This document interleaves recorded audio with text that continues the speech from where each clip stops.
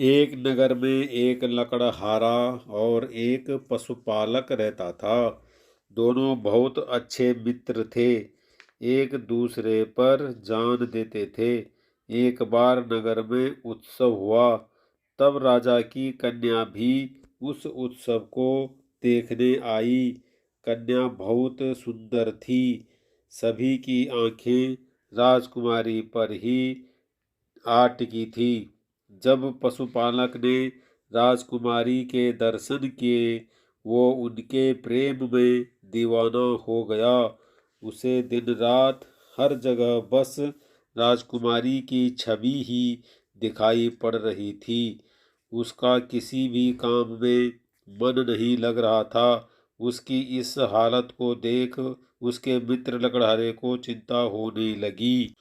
उसने अपने मित्र पशुपालक से इस दशा का कारण पूछा। तब पशुपालक ने बताया कि उसे राजकुमारी से प्रेम हो गया है और वो उनके बिना जीवित नहीं रह सकता। उसकी बात सुनकर लकड़हारा उसे एक सुझाव देता है। कहता है कि सुना है राजकुमारी शिव भक्त है, क्यों न तुम इस माह की शिवरात्रि पर राजकुमारी से शिव का रूप धरकर मिलने जाओ। यह सुझाव पशुपालक को पसंद आता है। वो अपने पशुओं में से सबसे सुंदर नंदी का चुनाव करता है, उसका पूरा श्रृंगार करता है और स्वयं भी शिव की भांति रूप धरकर शिवरात्रि की मध्य रात्रि को राजकुमारी को संदेश भिजवाता है कि आज रात्रि में शिव भगवान उन्हें दर्शन देंगे। इसलिए वो अपने कक्ष की कुंडी खोलकर रखे। राजकुमारी यह बात मान लेती है और रात्रि में कक्ष की कुंडी खोलकर रखती है। राजकुमारी यह बात मान लेती है और रात्रि में कक्ष की कुंडी खोलकर रखती है। मध्य रात्रि के समय पशुपालक शिव का रूप धर राजकुमारी से मिलने आता है, जिसे देख राजकुमारी अचंभित रह जाती है और उनके चरणों में गिर जाती है। पशुपालक उसे कहता है कि तुम देवी का रूप हो, तुम्हारी भक्ति से प्रसन्न होकर मैं तुम्हारे समीप आया हूँ और तुमसे विवाह करना चाहता हूँ। राजकुमारी कहती है, प्रभु, इसके लिए आपको मेरे माता पिता से बात करनी होगी। इस पर पशुपालक कहता है, कन्या, तुम देवी का रूप हो, इसलिए मैं केवल तुमसे बात कर सकता हूँ। तुम्हारे माता पिता साधारण मनुष्य हैं, इसलिए हमें छिपकर ही विवाह करना होगा। राजकुमारी मान जाती हैं और शिव रूपी पशुपालक से विवाह कर लेती हैं। अब पशुपालक रोजाना अर्धरात्रि में राजकुमारी के पास शिव के रूप में आने लगता है। रोज कोई राजकुमारी के कक्ष में आता है, इसका दासियों को संदेह हो जाता है। दासियां यह बात महारानी को बताती हैं। महारानी महाराज से बात करती हैं।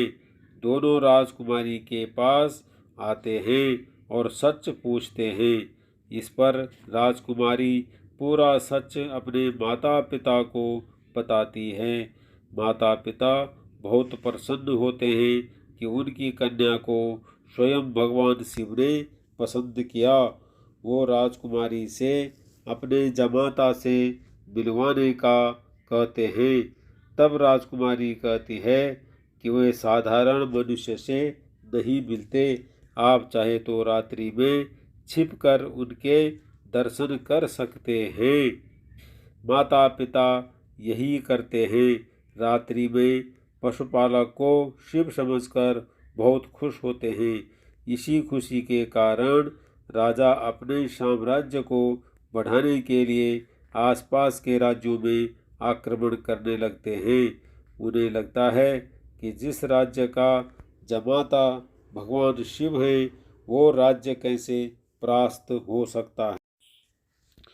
देखते ही देखते छोटे छोटे युद्ध महासंग्राम में बदल जाते हैं और राज्य चारों तरफ से घिर जाता है। संकट के समय में महाराज अपनी पुत्री को कहते हैं कि वो भगवान शिव से कहे कि वो इस संकट से बाहर निकाले। राजकुमारी अपने पति से आग्रह करती है। अब पशुपालक चिंतित हो जाता है, न डरकर भाग सकता है और न अकेले युद्ध कर सकता है। वो एक नया उपाय सोचता है और शिव जी का तांडव नृत्य सीखता है और अपने मित्र लकड़हारे की मदद से एक उड़ने वाला नंदी बनो। जैसे ही रात्रि का समय होता है, वो सीमा पर जाकर आकाश में नंदी पर बैठकर सबके सामने जाता है। उसे देख सब डर जाते हैं। फिर धरती पर उतरकर अपने क्रोध को तांडव के रूप में दिखाता है, जिसे सभी डर जाते हैं और वहां से भाग जाते हैं। इस प्रकार पशुपालक अपने राज्य को संकट से बचाता है, लेकिन उसे अपनी भूल का एहसास होता है। इसलिए वो राज्य सभा में जाकर अपनी गलती स्वीकार करता है। सभी दरबारी भौचक्के से रह जाते हैं। राजा को क्रोध आता है, लेकिन वो पशुपालक के साहस से खुश भी हो जाते हैं, क्योंकि मामला खत्म हो चुका था। अगर पशुपालक चाहता तो अपना नाटक जारी रख सकता था, लेकिन उसे अपनी गलती का एहसास हुआ और उसने बिना परिणाम की सोचे सभी के सामने कबूल किया। राजा को भी अपनी गलती का एहसास होता है कि उसने बिना सोचे समझे राज्यों पर हमला कर दिया। अगर पशुपालक उपाय न करता तो वो अपना राज्य हार गया होता। सब कुछ सोचने के बाद राजा पशुपालक को क्षमा करते हैं और अपनी कन्या का विवाह कर उसे राज्य में सम्मानित पद प्रदान करते हैं। सीख: यह कहानी शिक्षा देती है कि उपाय से आसानी से परेशानी से बचा जा सकता है, लेकिन यह भी सीख मिलती है कि अपनी इच्छा पूर्ति के लिए झूठ बोलने का परिणाम कितना भयावह हो सकता है। और दूसरा कि बिना वास्तविकता को पता किए निर्णय लेना जानलेवा भी हो सकता है।